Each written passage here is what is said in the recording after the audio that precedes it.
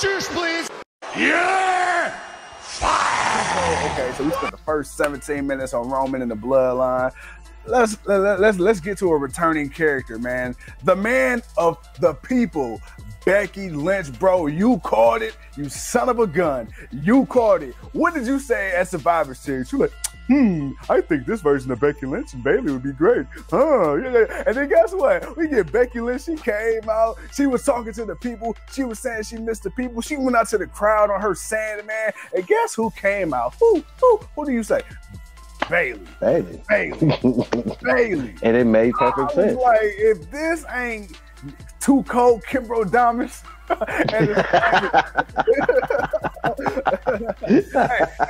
what's that, Miss Cleo? Call me now. Call me now. I tell you the future. Call me now, bro. It makes sense, but it makes all the. But again, because it makes the perfect sense. When Bayley was when Becky was the man, Bayley was going through her transition from the Bayley to the Bay.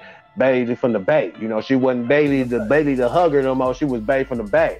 So during that transition, the pandemic happened, but then Becky got hurt.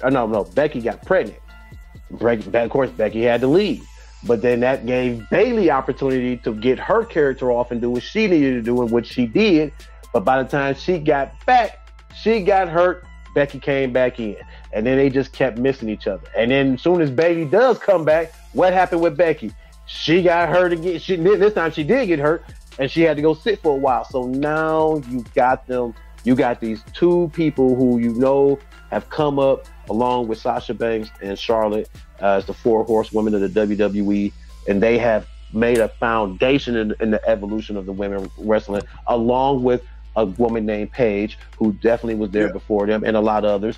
But we got to see such drastic character change between these two. We never got to see these two go at it. Even if you really think about it, Bayley and Becky Lynch never really went at it because they were kind of always both faces. They were always the good people. Is Bayley one that turned heel that really made it, and Becky, her heel turned her to an anti-hero, which was a fan favorite. So it was like but we never got them both because one was on Raw, the other was on SmackDown, and then of course, like I said, vice versa. And the great thing about that too is Bayley and Becky Lynch.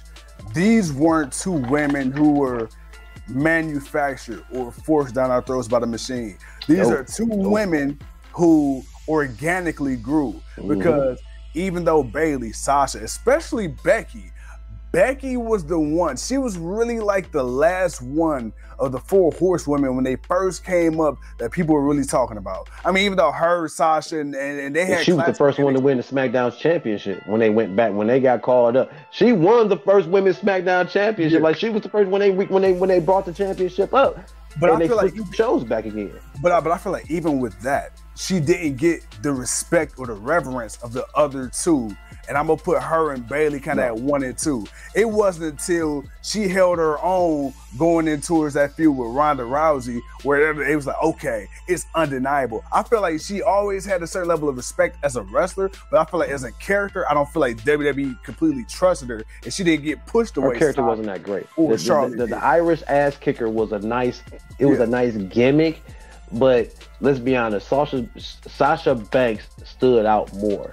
Charlotte stood out more. So we want Sasha chance as Survivor Series. Oh, of course we got them chance. And they still want Sasha. The downfall for Becky was she went to SmackDown, but Bayley didn't follow with her. Bayley was still NXT. Yeah. But Bayley wasn't a bad guy or a heel. She was a face. So she was good. Right. Sasha and Flair started something on Raw.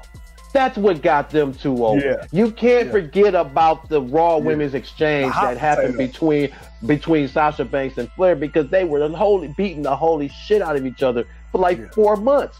And they were beating each other for the championship. So I feel like that's what made Becky third. When Bayley came up, that made Becky fourth.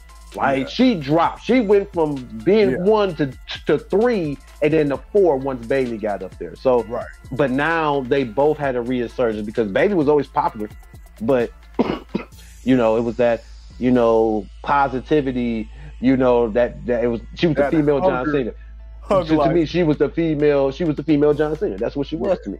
I feel like they could have been a mixed match tag team, you know, the Hugging Nation. That's what it could have been, the Hug Nation or something like that. Hug Nation. But once they had character change, now we see who they are. We love what Bayley is now because she's arrogant. You know, she needs to win, but she's arrogant right now. And I feel like a win against Becky Lynch would do good for her. Because right now it ain't like Becky needs to win. Becky's hot, man. Becky can win, lose. She don't need the championship, get the championship. Right now, Becky is still hot because Becky's still the man. So it's going to make interesting because out of all the people we've seen fight, we've seen Sasha and Becky fight. We've seen Flair. We've seen Flair fight them all, but we never got a Becky and a Bayley. Yeah. We haven't gotten that on the main roster too often. So it's like, yeah, well, actually at all. I don't think they ever fought one-on-one at all. So it's like so many years now with these two characters where they're at, this is what we're getting. As far as the beatdown and all that was, you know, that was typical, whatever. But I'm more excited for the fact that now we get a fresh rivalry. We get something fresh and new because this is the man Becky Lynch versus Bayley. Becky needs a huge win. Becky don't need a huge win. She just lost. Hell, she just won War Games. Yeah, she just won. Yeah, she just won War Games. Like she don't need to win. And Becky is so over. But Bayley, as of lately, she's been losing. She hasn't, you know, because they're saving Bianca for Ripley. But Bayley and Damage Control as a group have been taking a lot of losses. That's why I'm like, in a feud like this, I think just to kind of get her confidence back up, because it ain't gonna hurt Becky, because Becky can take a loss, man, because she's already there. Bayley needs to get this victory. Trust me, Earl, you'll see it when we get to the match. And then really quick before we move on too, I just want to kind of agree with you because, you know, I won't fail you, Earl.